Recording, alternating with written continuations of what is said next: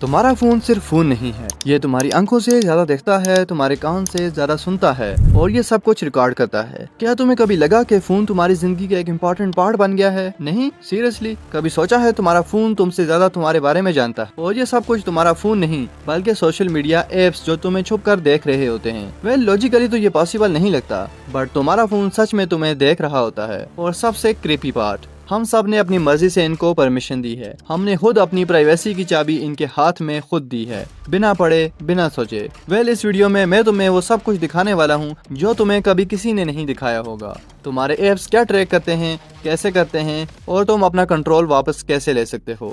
अगर तुम ये सोच रहे हो कि तुम्हारे साथ ये नहीं हो रहा तो इस वीडियो को लास्ट तक जरूर देखना, क्योंकि इसके बाद तुम अपने फोन को दूसरी नजर से देखोगे। तो रेडी हो जाओ, लेट्स स्टार्ट।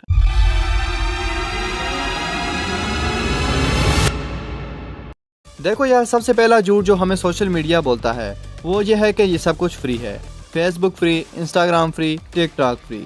तो पैसा कहाँ से आता है? सिंपल बात है, अगर प्रोडक्ट तुम नहीं खरीद रहे हो तो फिर तुम ही प्रोडक्ट हो। सोचो, तुम एक ऐप डाउनलोड करते हो और उसमें अकाउंट बनाते हो, अपनी फोटोज डालते हो, टाइम स्पेंड करते हो और वो ऐप तुमसे 1 रुपया भी नहीं मांगती, तो फिर वो पैसे कमाती कैसे है? तुम्हारा आंसर होगा एड से। लेकिन वो एड्स रैंडमली नहीं दिखते, वो स्पेशली तुम्हारे लिए बनाए जाते हैं। तुम्हारे इंटरेस्ट, तुम्हारी सर्च हिस्ट्री, तुम्हारे लाइक्स, डिसलाइक्स सब कुछ ट्रैक किया जाता है। एक रिपोर्ट के मुताबिक 2023 में फेसबुक ने एड से 113 बिलियन डॉलर कमाए।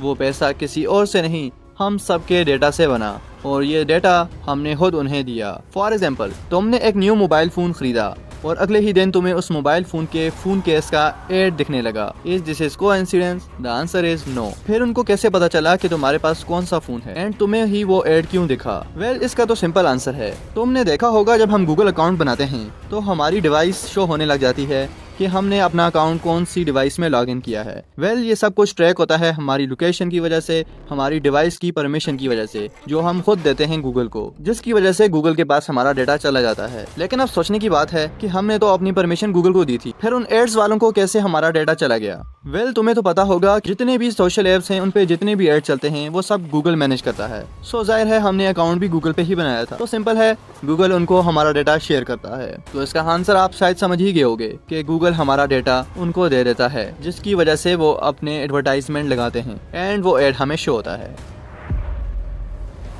कभी ऐसा हुआ कि तुम किसी चीज पे बात कर रहे हो और थोड़ी ही देर बाद तुम्हें उसका ऐड दिख जाए? वेल तुम्हारे फोन ने सब कुछ सुना था, तुम्हारा माइक, तुम्हारा लोकेशन, तुम्हारा कैमरा सब कुछ एक्टिव होता है। एप्स तुम्हारे फोन के सेंसर का यूज करते हैं। तुम बिना पढ़े परमिशन दे देते हो जब कोई ऐप इंस्टॉल करते हो और फिर वो एप्स तुम्हारी लाइफ ऑब्जर्व करते रहते हैं। कुकीज, पिक्सेल्स, ट्रैकर्स, ये सब तुम्हारे डिजिटल शेडो को फॉलो करते हैं। तुमने कहा तुम्हें शूज चाहिए और अगले ही मोमेंट में तुम्हें शूज का एड दिख गया। ये कोई कोइंसिडेंस नहीं है, ये सब प्लान किया जाता है तुम्हारे लिए।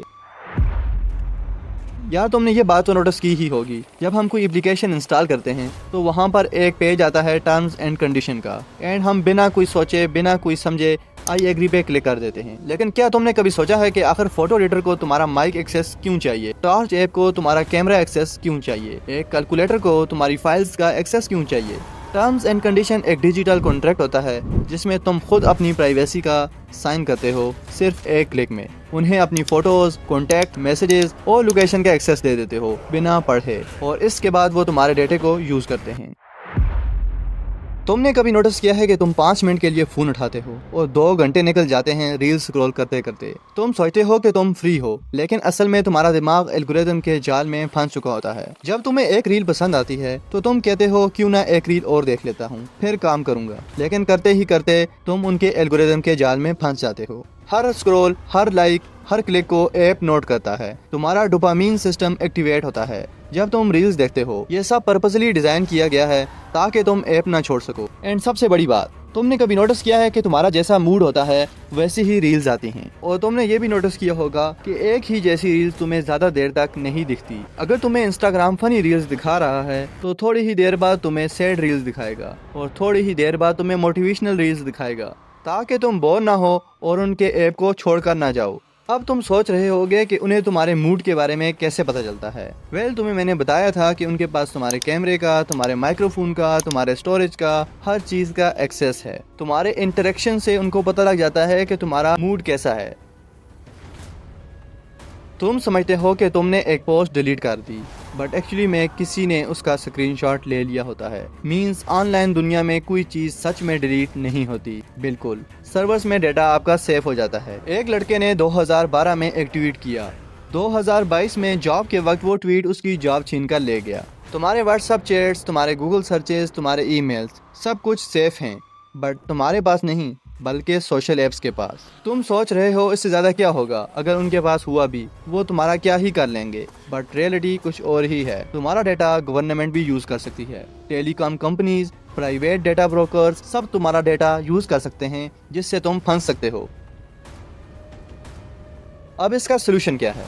आपने सबसे पहले घबराना नहीं है, समझना है। अभी भी वक्त है, तुम अपनी प्राइवेसी का कंट्रोल वापस ले सकते हो कुछ स्टेप्स के अंदर। स्टेप नंबर 1, सिंपल मोबाइल की सेटिंग में चले जाओ, एप्स वाले ऑप्शन में चले जाओ और जितने भी एप्स हैं मैनुअली सबको चेक करो, उनकी परमिशंस को चेक करो और जो भी तुम्हें लग रहा है कि अनइम्पॉर्टेंट परमिशन है, ऐप के रिलेटेड नहीं है, उसको तुमने अनचेक कर देना है। व्हाट्सएप का माइक एक्सेस हमेशा ऑन मत रखो। स्टेप नंबर 2, VPN यूज़ करो, इनक्रिप्टेड मैसेजिंग एप्स को यूज़ करते वक्त। स्टेप नंबर 3, अपने फ़ोन का डिजिटल हाइजीन मेंटेन करो। हर ऐप ज़रूरी नहीं होते, इसलिए अपने फ़ोन से डिलीट कर। आज से एक चीज़ याद रखना, हर बार जब तुम स्वाइप करते हो कोई ना कोई तुम्हें देख रहा होता है, मगर तुम अपनी प्राइवेसी का कंट्रोल वापस ले सकते हो। तुम्हारा डेटा तुम्हारा राइट है, उसे संभालो। एंड प्लीज़ एक सब्सक्राइब, एक लाइक और एक कमेंट कर देना, इससे मुझे नेक्स्ट वीडियो बनाने के लिए इंस्पिरेशन मिलेगी। So please do it.